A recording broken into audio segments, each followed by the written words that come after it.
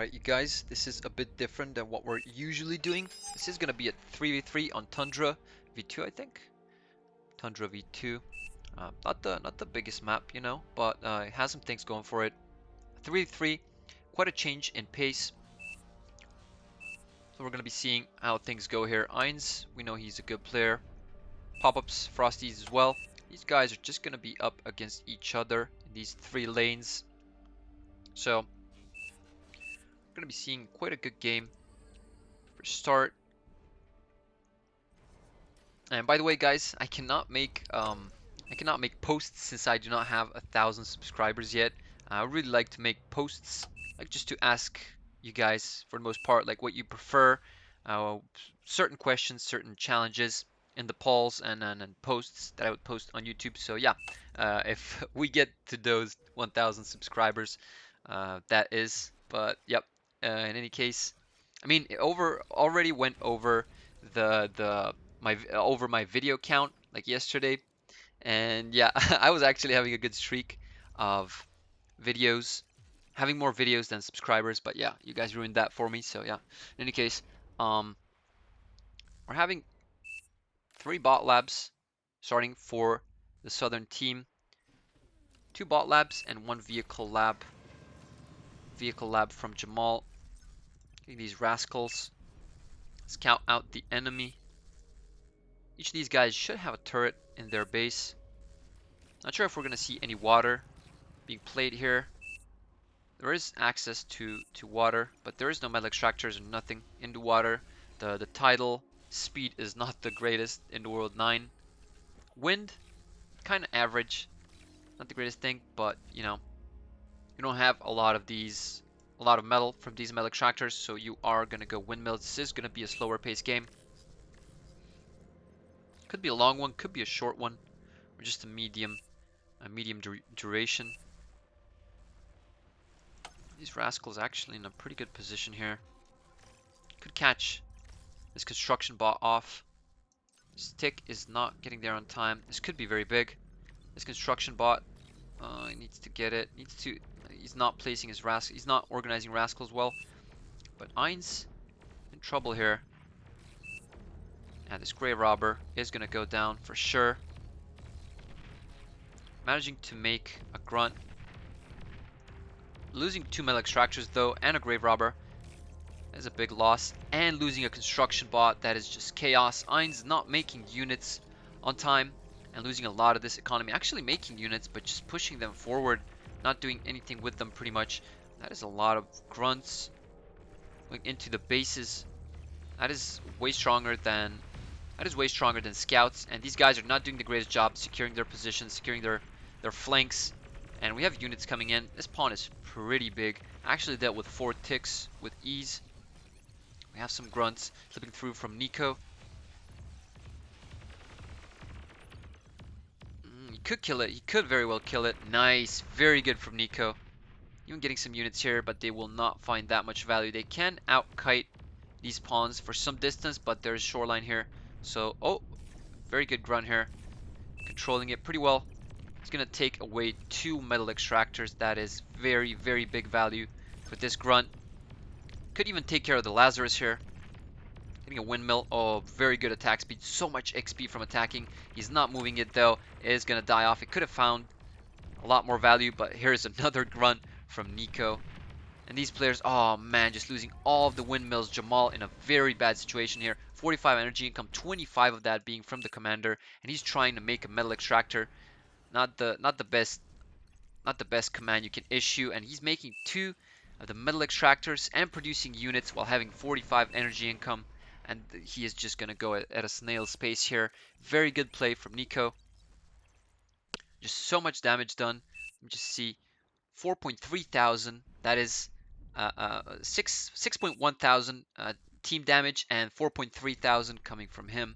That is pretty good. Gonna give his team a lucky break that they need to push forward. Jamal is gonna be very slow in rebuilding here. That is gonna give the opportunity for other players to step in. He just had that metal extractor up. I mean, was up there for some time, but just losing it now to pawns. Jamal pushing forward with vehicles, with his units. He's even spending energy to repair these units. He's not doing a lot right now. Should move this constructor here.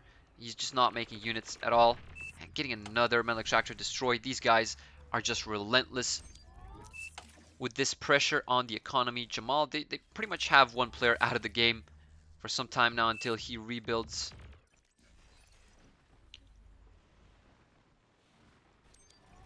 A lot of units here. These ticks could go through, get into the economy very quickly. Ain's getting a good front line before trying anything else. He had to rebuild from that early game raid that he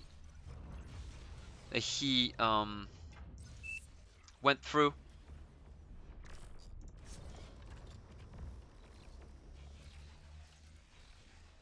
Pretty good. Steel Blue managing to destroy some units from pop-ups. And we have grunts going through from Nico. He could easily deal with all these just because they're lined up so well. And yep, indeed, pop-up's gonna lose a lot of the grunts. Actually, pawns here, sorry. And Nico moving in with the grunts. He is gonna do a lot of damage on this economy. There's just no stopping it. And these pawns, they're just one by one. They're gonna be easily easily dealt with, and just more and more economy damage coming to pop-ups. Nico's such a good game already. Let's just check his damage. That is 12, almost 13,000 damage. Pretty big. Extremely good raids on two of these players, and just look, more pawns coming in this time from Steel Blue. Pop-ups was busy dealing with the units back home, and he's gonna lose these constructors. This could already be a GG's. Honestly, this is just insane. Gotta watch your flanks, guys. Up, Steel Blue not commanding these units. Could have gotten way more damage in, but well, there was a turret. There is a sentry turret here, so we're at a fair distance, I imagine. Yep, but this sentry turret does not have energy at all. Pop-ups doesn't even get to 10 energy, so you would not be able to use this turret. We already have some beamers from Frosties, but he does not have energy to keep that going. I'm stocking up on these aggravators. These aggravators could deal with that beamer very well. And these two players, Pop-ups and Jamal, pretty tight spot right now. Jamal not having units at the front at all. And Nico being aware of that, but he's just going to lose a lot of these units. These turrets, these grunts are not the greatest thing against the turrets. Pop-up's going to lose his front line. These maces are just too much to deal with at this moment. These 5 maces, pretty insane. Pop-up's getting more pawns. But I think the southern team is quite ahead. Yep, almost 3k metal difference. And a lot more energy, obviously, 80,000. Pop-ups on the back foot. If he loses his commander here, he's gonna have to retreat. Just look at Nico spamming these pawns, and he just keeps with the pressure. He's gonna make a lot of these. Maybe push the forward position of Jamal. They just have over half of the map to work with. Pop-up's gonna lose his commander. There's just no... Oh! That is so unfortunate. Doesn't even take all these maces with him. Now he's just gonna lose a lot of everything pretty much just by losing that commander. Should have kept walking. Yep, exactly. And this turret actually helps a lot with these grunts, but there's still some left doing the damage. Can he do it? Yep, nice. Okay. Oh, just look at this guy. Oh, he just shouldn't have moved. He was in a prime position there. And actually, Nico getting assaulted by a lot of these incisors. Does not have a commander there. Oh wait, why did Jamal choose to... And Pop-ups even says it in all chat. Why did Jamal choose to not... Oh, we already have thugs in position here. Pop-ups is dead, pretty much. There's only 3 players in this team, so there's nobody to help him here. There is Jamal, but he's not going to be there on time. No commander to protect this base. from what, 10, 12 maces, 10 maces. Steel Blue got up, and this is actually much smaller skirmishes happening, obviously because it's 3 players and just so many units less that can deal with this, and I think pop-ups just self-destructed this entire thing. Jamal trying to prevent this push from happening with his incisors, but they're just standing in one place and taking so much damage.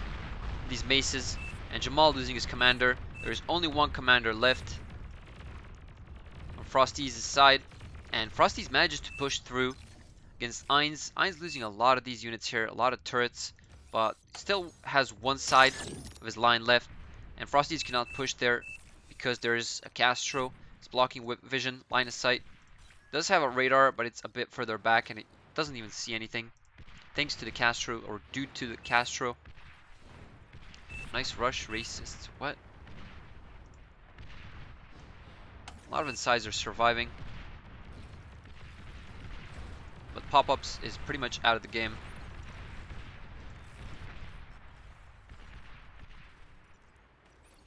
Frosty is getting a forward vehicle plant.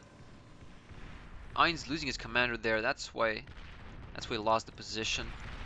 Getting a forward vehicle plant. Frosties could actually be in a pretty good position here. Getting rid of that Castro. Should get a radar here. Getting some blitzes produced, helping with the commander. That is going to be pretty good actually. These guys managed to defend. Frosties could clear Ainz and move on to the next players. But that is just a guess, just a hope for these North players.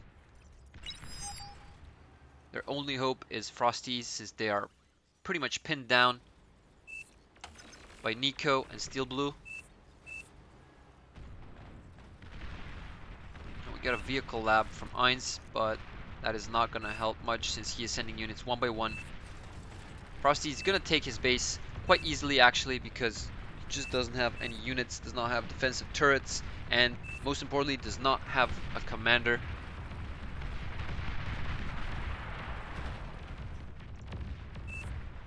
Fights happening for both sides.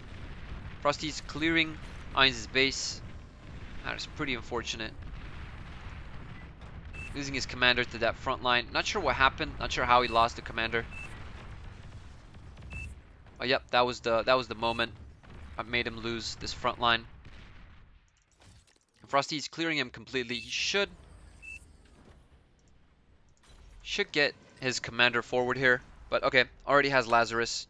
Recycling this, getting the metal, and he's just gonna keep producing these blitzes. There's a lot of these blitzes. They're moving in from both sides. A lot of thugs here, but these grunts are not gonna do anything against these thugs. They're just gonna die off. And look, Frosties completely changing the flow of the battle here. Nico, they just kept producing light units, pawns, and grunts. And in the end, that does not work out. If these blitzes just move a little bit further and catch some of the windmills, this could be catastrophic. Yep, just all of these windmills are gonna blow up. Or will they? I guess 2 rows aren't enough, or... Okay, there we go. Now we see the windmills blowing up, and all of those, like 2 rows, got completely destroyed. One is left at 1%, but yeah. And these thugs taking care of the sides very easily, and just take a look. Losing one commander and snowballing off of that metal, getting a forward vehicle lab. A very, very great solution for Frosties, as he has 2 factories producing units, one to defend home, and a second one to assault the enemy's base. We have hounds coming out from Steel Blue, but this may not be enough. We have so many blitzes coming in, so many thugs already on the south side of this base. These hounds will not have enough time to get into this position. Should just move forward, and there we go. These converters go up in flames, and Nico's base is heavily threatened right now. Both of these players tiered up, have T2, spent 2,900 metal for these T2 factories. Thought they were safe, but lost their teammate in the process. They were not paying attention to this side here. Could have sent some units, hold on, but no. Two players losing their base completely to Frosty's push. And this is just insane. This is actually very, very good. Very well played from Frosties. Single-handedly taking over the game, turning this around. And look, his maces are even assaulting all the forward positions that Nico and Steel Blue had. Steel Blue is in danger. Nico completely losing his base. And now Steel Blue is next. Still have some units moving forward. These blitzes are actually pretty good against Hounds when they are close up, right next to the Hounds. You can just keep firing. Hounds cannot shoot right next to each other. Or should I say right next to themselves. We just need to get rid of this build power. We just need to get rid of this build power. There we go.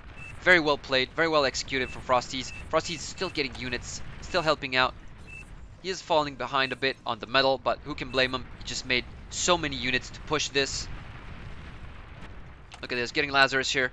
Get that metal as soon as possible. And just look. T2 Lab from Steel Blue falls. And this should be a good game. Just imagine what they came back from. Pop-ups and Jamal were completely behind. Pop-ups losing his entire base. Jamal having zero production whatsoever. And Frosties steps in, deals with 3 players with ease and swiftness.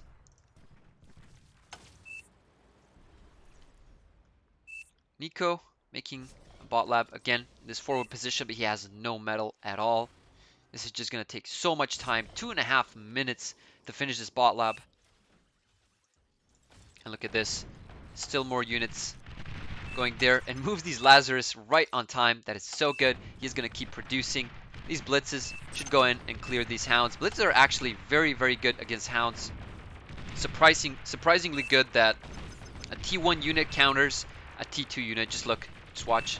What can they do in this situation? Nothing. They're just going to keep taking damage. And get destroyed.